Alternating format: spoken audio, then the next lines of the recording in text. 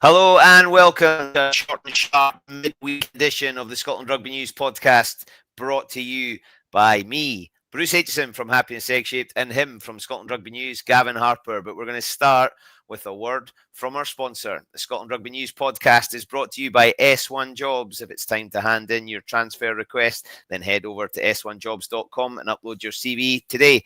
There are thousands of jobs across Scotland, and you'll find the one for you, S1 Jobs. So go on, have a wee look. Now, it's jobs in Scotland, Gavin, not in northeast of England, that are available. But it seems like a lot of those jobs have been taken by people from Scotland, like Johnny Petrie, like Fletch, like Neil McElroy, who's technically in France, Gregor Townsend. There's a lot happening. It feels like a soap opera, Newcastle Red Bulls. Yeah, all of a sudden, there seems to be an awful lot of Scots all of a sudden in the door.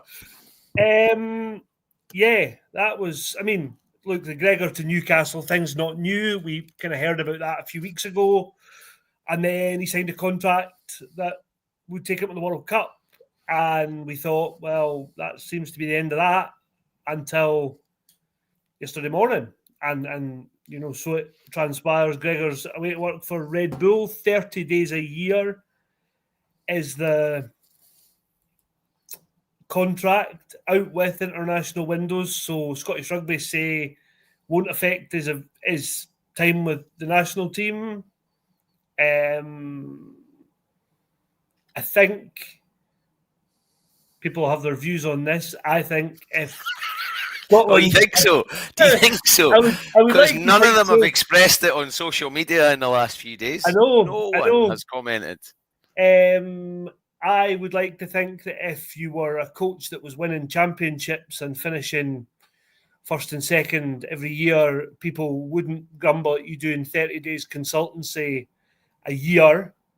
I think if you're struggling to deliver the results that are expected in the job you're in, I think taking a second job is a pretty bold move. And for it to be announced literally a month after this contract announcement doesn't really sit that well, to be honest. No matter what industry, I've never understood the whole consultancy thing, right? There's bits to it I kind of understand, and people can explain to me in real layman's terms, because I am a real layman. So, and we've spoken about this before. So I think Sean Everett's contract's done, right? We've just not heard about it yet. This is how, you know, when they announce a signing of a player, it's not like they walked into Frank or Al Kellick or Sean's office or whoever and signed that morning, and then we hear about it on social media at midday. Like, that's not how it rolls. For Gregor to have got his World Cup extension, this surely has been factored into it, because the bit I can't get my head around is, and I've said this before, I think I've actually asked Gregor, like, what does the head coach do when, like, what was he doing today? What was the Scotland head coach doing today? I don't know. I don't know what the job looks like. Like, I'm sure he's got some emails to reply to, but I don't know what the head coach of Scotland was doing today. So it makes sense to me that there might be 30 days of the year that he could do another job, but it was a full-time job until yesterday. So surely when that announcement was made, this was already factored in. It's just that we're just hearing about it 24 hours ago. Yeah, I think that's part of the problem, is that, so first of all, when Gregor's contract was announced, David Nucifora was still in this country, and Alex Williamson, and we met them both, and they spoke to the media at Oriam in Edinburgh, and they talked at length about Gregor and the ambition and Franco and all this kind of stuff. But Gregor wasn't available. So Gregor hasn't spoken to the media since the end of the summer tour. And so much now has changed. And it feels like now getting Gregor was at an event in Edinburgh on that evening. So getting him to Oriam wouldn't have been a stretch. And it would have allowed everybody to ask the question. Now, he may well have said nothing about Newcastle or any link, but it just there's something about the whole thing that doesn't sit right. As you say, the Scotland job was a full-time job, always has been, till 24 hours ago in our world. But Scottish Rugby, who, by the way, have already employed a part-time performance director and were led to believe are looking at a defence coach who'll have to work on a part-time basis for at least the first few months of his contract, are now saying to the head coach, by the way, you can go off and do something else for 30 days of your year. But, you know, I struggle to, I've said this elsewhere, I struggle with the idea that on the 1st of February, Red Bull say, okay, Gregor, don't answer any phone calls to us until the end of March. Go away and do your Six Nations thing. And then exactly the same in November. I think there's so much that is unclear about how this works. And I think nobody, the Red Bull people that are involved with Newcastle want to remain kind of behind the scenes. Johnny Petrie obviously hasn't started his new job. And Scottish Rugby's only sort of contribution to this was a statement they put out to the media yesterday. And part of it says, it's a great opportunity for Gregor with one of the biggest sporting organisations in the world. He'll be participating in high-level strategic conversations with a powerhouse in sport, and we see that as being beneficial for Scottish Rugby going forward. How? Here you go. Red Bull Murrayfield Stadium. I mean, there has to be, if for that statement, for that part of the statement to be true, there has to have been a conversation about Red Bull getting involved with Scotland, Scottish Rugby, or one of the pro teams. Gregor remains fully committed to his role as Scotland head coach, this statement adds, and we will see how we see this new role working alongside that well. Well, Gregor's going to be coaching players that can go, or advising a team whose players can go and play for one of our Six Nations rivals. That club might go and play Edinburgh or play Glasgow at some point. There are so many questions here that it's all very, very unclear. But what? How? Like, I get what you mean, but he's surely 30 days. It's not like Gregor's going to be on the pitch with the Red Bulls. Like he's no pitting the cones out and saying, right lads, into 4 on the white line. Like he's not doing that stuff. Like he's not. But that's that's the bit I'm not. I don't know what they do. I've never been in a professional environment, so I don't know what it looks like.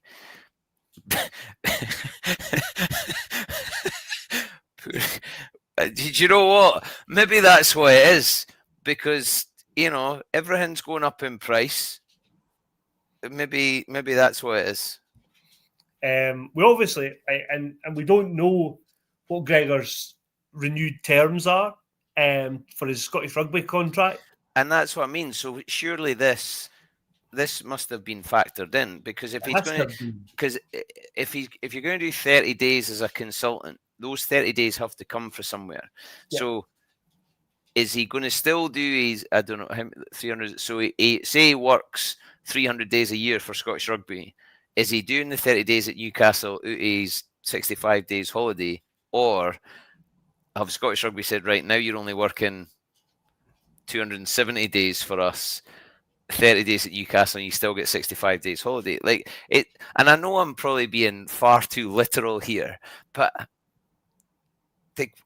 and I know you're saying he's going to be dealing with players, but I don't know. Like, is it Zoom calls? Is he able to?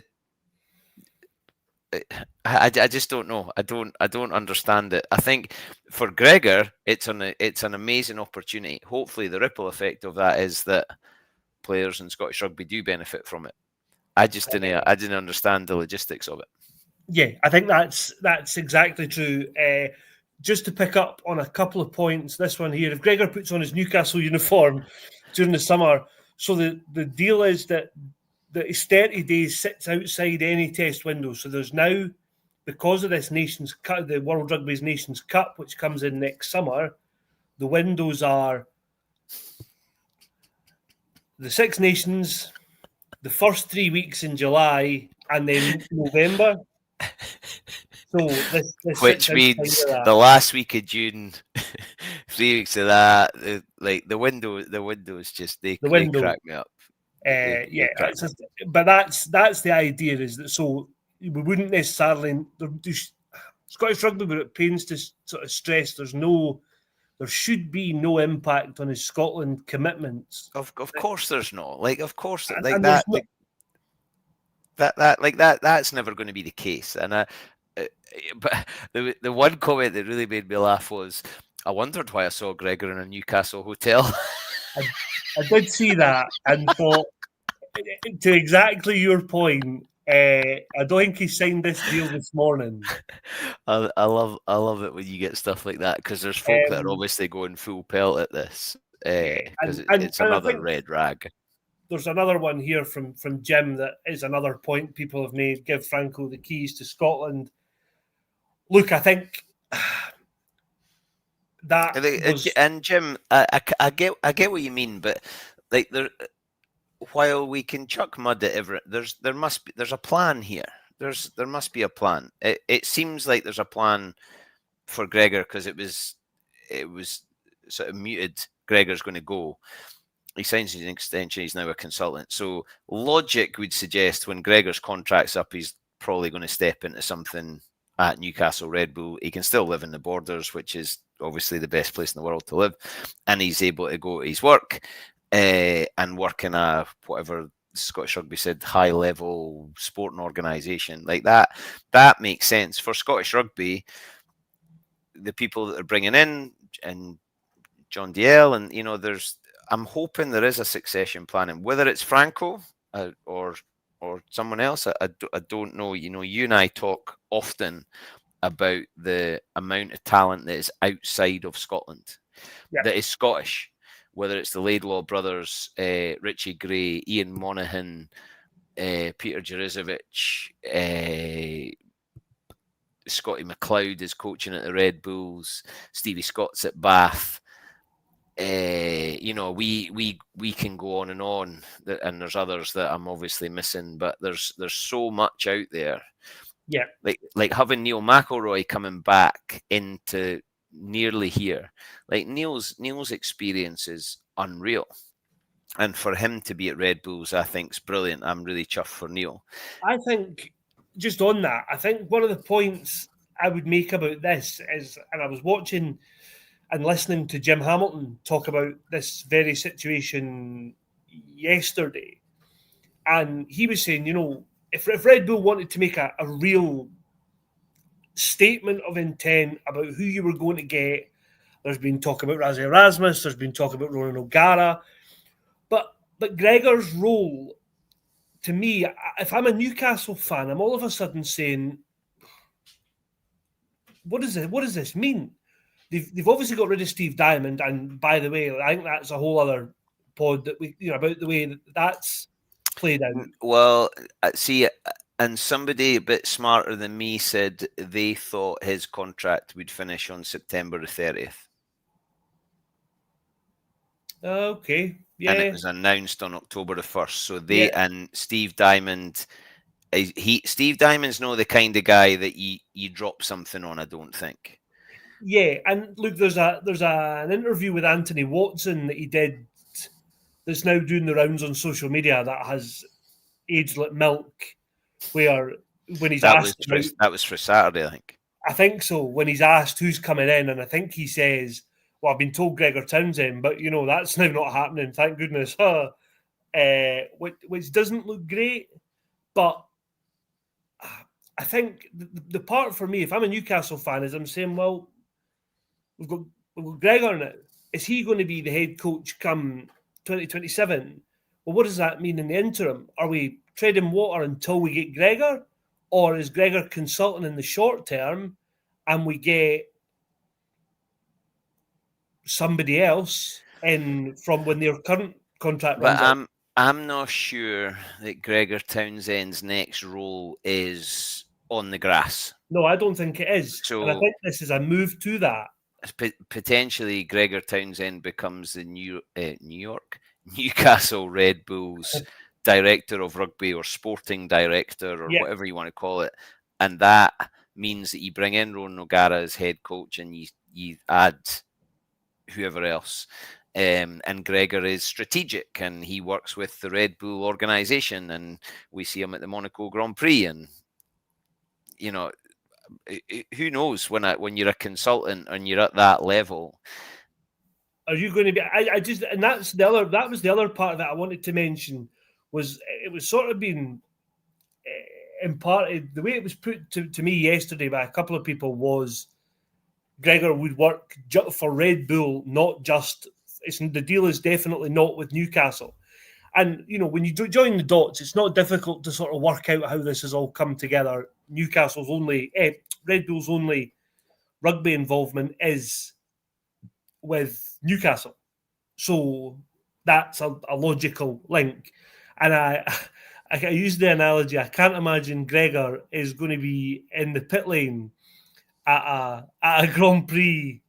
Do you know? And I think if we're smart about it, if we're logical, I think this job is with Newcastle, but the way it's being sold is consulting Red Bull on their vision and their strategy. It sounds to me like an incredible opportunity, and quite an exciting one too. I just think I just don't understand enough about it, and that's your fault for having somebody on that's not been involved in professional sport. So if we had one of those people on, we'd maybe know a bit more. Because I don't know, you know, Steve Diamond to a certain extent has been a consultant at various places, but he appears to be more of a boots on the ground kind of guy. And yeah, and I think not to pigeonhole Steve Diamond at all, but I think he's started, or he maybe has that reputation now of the sort of Harry Redknapp, Sam Allardyce kind of wheeler dealer in to do your job and save you from a situation. And that's why I think when somebody much wiser than me said I think his contract would have finished on September 30th, Steve Diamond was told, right, we need you to come in and do this and get us to that point, and then it'll be thank you and he'll move on. And who knows, Michael Cheika's just rocked up in rugby league. Like Steve Diamond could rock up somewhere where he goes in and he stamps his feet and he makes things happen and he steadies the ship and he does his Harry Redknapp and then he hands it on to somebody else. I don't know Steve Diamond. I did meet him when he was at Edinburgh, because he did the job at Edinburgh. Yeah. And it was very much can you hold it until we get Sean ready? Exactly. It was that sort of ship steadying, and I think that's what Steve Diamond is good at. And I think, to be fair to him, you know, I chatted to Murray McCallum at the end of 2 seasons ago now. Newcastle hadn't won a game, and I think they got walloped by about 80 points by, I think, Bristol. And Murray was pretty down about how it had all gone. And yes, last season wasn't a huge improvement, but it definitely it got better. So I think, you know, it'll be interesting to see how that all plays out. It'll be interesting to see what happens from a Scottish point of view, if there's any kind of tie-up, if there's any more links. I think the energy and enthusiasm that they're generating will be interesting to see, because when Newcastle first came around in the Rob Andrews or John Hall era, the Borders got really excited because Alan Tate was there, Gary Armstrong was there, Doddy was there, you know, George Graham was there. Not that that's Borders, but you know what I mean. There was a bit of a pool, and because of the way the Borders felt they'd been treated by Scottish rugby, a lot of people actually went, right, you know what, we're going to be Falcons supporters. And I still know folk that go down and are season ticket holders. So I do worry about the impact that'll have on Edinburgh and Glasgow from the Borders, because Newcastle for some is a lot closer and a lot easier to get to than it's on the right side of the city for them to go and support, rather than come up the road to Edinburgh or go to Glasgow for a game. So I think there's potential for that to impact on Scottish clubs the more the Red Bulls grow, because that they sold out last week, I think, and they've not done that Yeah, sellout crowd and the biggest, and then Prem Cup was the biggest crowd they've ever had for a Prem Cup game. So yeah, look, it looks encouraging. I'm not sure about the Gregor consultancy thing. So let's wait and see. And we're not going to have to wait long because Gregor's going to name a squad for the Autumn Nations Series this month, and we'll get to speak to him. So that'll inevitably be on the table and the only topic of discussion. So we'll find out. Is there any questions about the Scotland squad? No. Apart from it's good to see Jamie Hodgson and Murray McCallum back in. Yes, exactly. That's great news. So we're against the clock now to talk about Edinburgh and Glasgow. Let's talk about Edinburgh first because they're at home and it's going to be windy at the Hive. Couple of questions for you just before we start. Oh, hang on. Are we going to be there? You are, and you are comparing. A wee typo there. I am not comparing myself to anybody because I was once compared to Brad Pitt. Compared to Brad Pitt, I'm fat, bald, and ugly. Boom, boom, boom. Yes, I'll be there and on the mic and looking forward to it, but it's going to be windy, so brace yourself. Yes, it is. And then I think this leads us perfectly into the discussion about Edinburgh. Oh, come on, William. You're a season ticket holder. I must admit, we sat here last week and we said, oh, yeah, 2 Scottish wins. And in the same breath, you and I said to each other, I'm worried about Edinburgh. And I'm worried about them going to Zebre. And I thought it was a terrible game to watch. Neither side really played that much rugby. But some of Edinburgh's defending was terrible. They did reasonably well to get back into the game and then conceded a scrum. And it just, there was almost an inevitability about they got back in the game, but Edinburgh find a way not to win this. Magnus was pretty honest afterwards. He was obviously hurting, and I felt for him first game back as captain. Obviously he was captain, then he wasn't, and he has led the team, but as official captain, and he was pretty honest, and I was gutted for him because I was absolutely rooting for him. And this is a situation that Edinburgh found themselves in a couple of times last year where they had a really disappointing performance and result, and then they put all energy and enthusiasm into, right, we've got to bounce back, and they're at home. They've obviously been better at home than they have been away, and they're posting a team that's got 5 British Lions in it, which I'm told hasn't been done before. Yeah, and that sounds good, but they had 4 British Lions in the 23 last weekend and lost to the team that always finished bottom. So I'm going to reserve judgment on how much that actually counts for. I think, look, we spoke to Edinburgh team for tomorrow night's obviously out.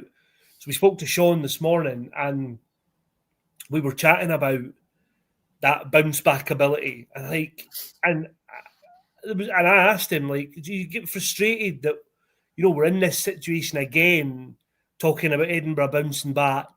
No, that's not the situation they want to be in. But their away form is absolutely terrible. I think they've won once away from home in the league, twice in more than a year, in probably nearly 2 years. And that's going to cause you real problem. You basically have to be perfect at home, pick up bonus points from every other game.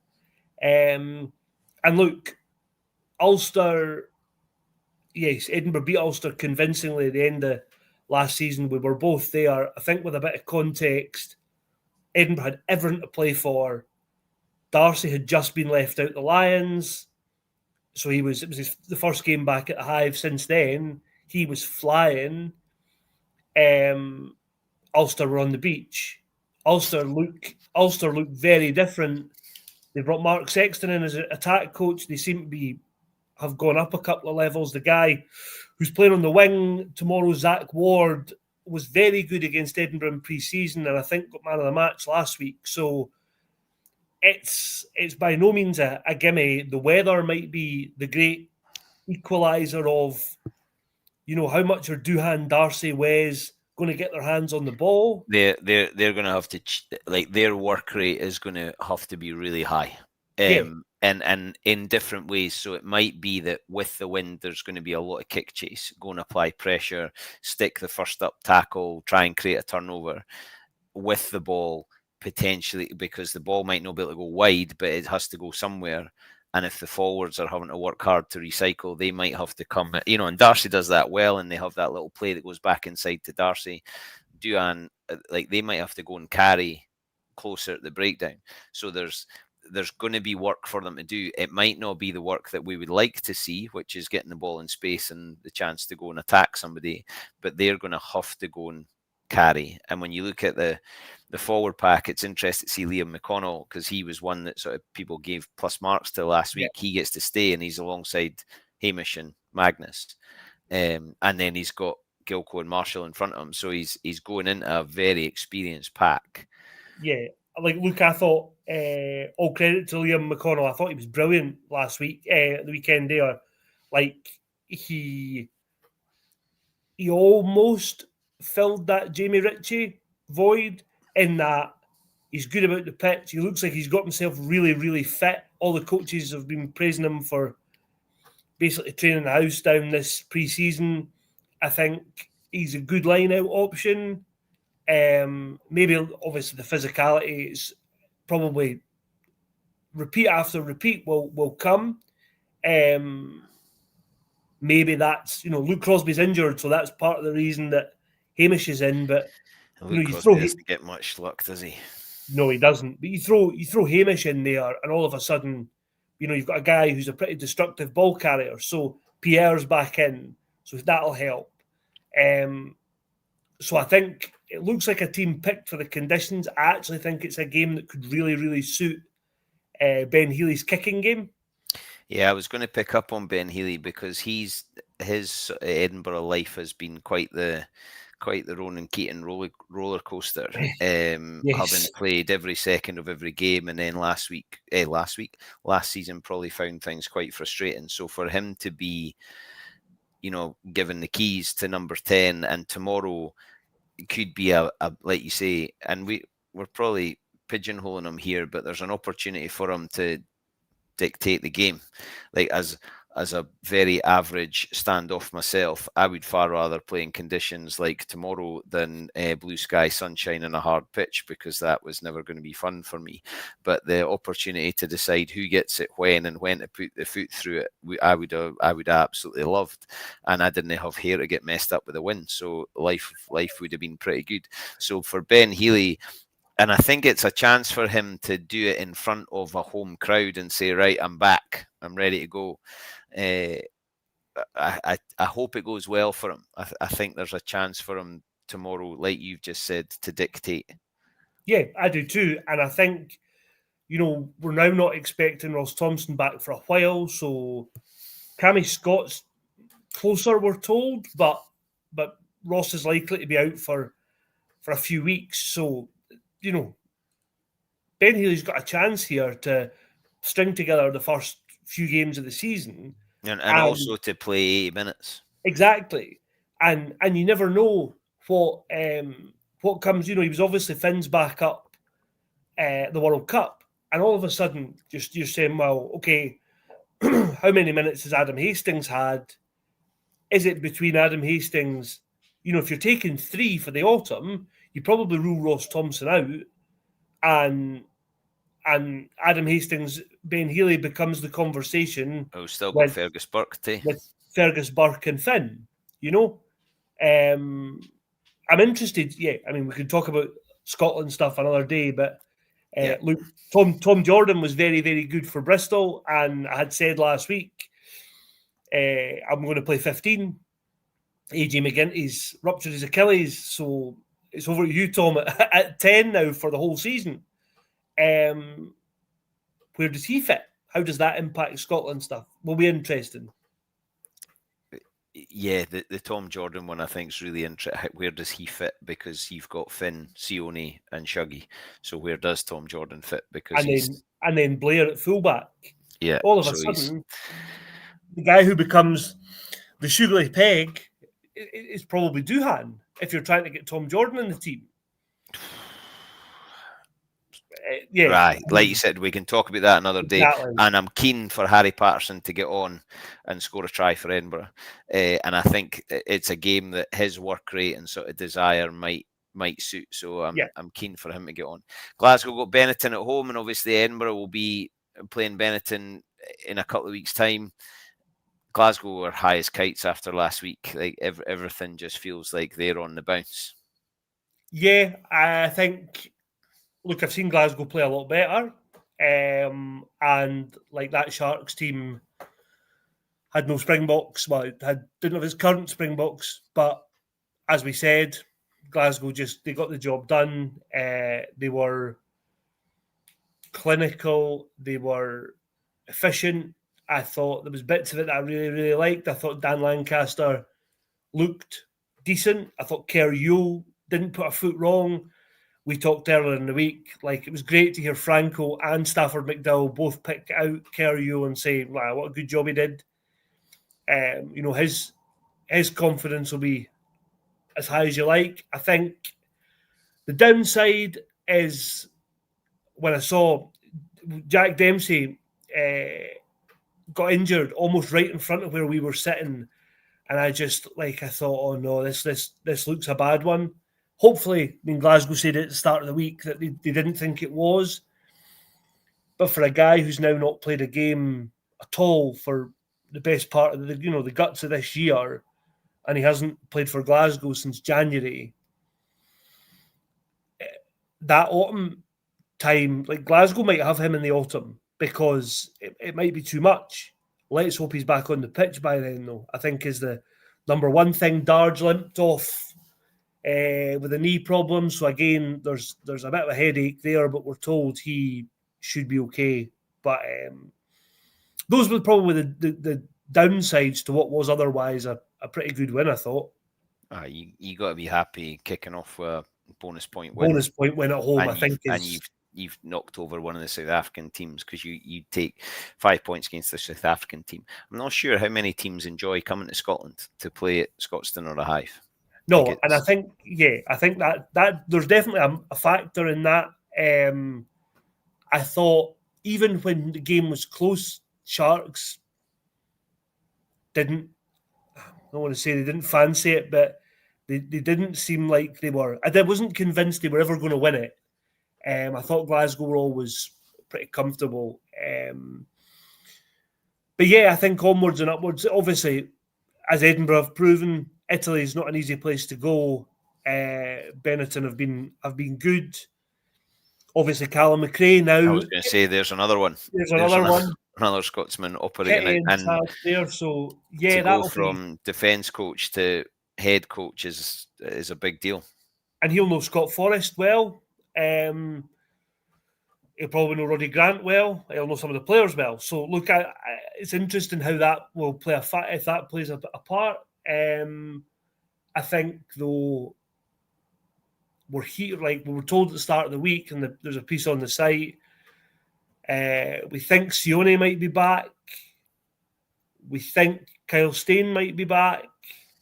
So all of a sudden, that kind of balances out losing Darge, losing Dempsey, and you would back Glasgow probably, but I think in the back of their minds will be the fact that they got beat by 30 points there last season, and it's obviously Franco's former club, so I imagine he wants to put that right.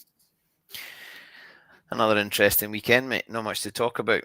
Exactly. Always quiet. Always quiet. Well, listen, good to see you. Good to chat. Enjoy your weekend. I think I'll have to go with layers tomorrow for a windy night, and hopefully the folk at the Riverside and Lothian stand will be hoping that they can't hear me for the wind. The announcements will not make it that far, so they can just enjoy the game instead of their ears bleeding. But I'm keen to get back. It feels like it's been a long time between drinks. So yeah, Happy days. Good to see you, fella. Let's chat again next week. A final word from our sponsor. Scotland Rugby News is brought to you by S1 Jobs. If it's time to hand in your transfer request, then head over to s1jobs.com and upload your CV right now.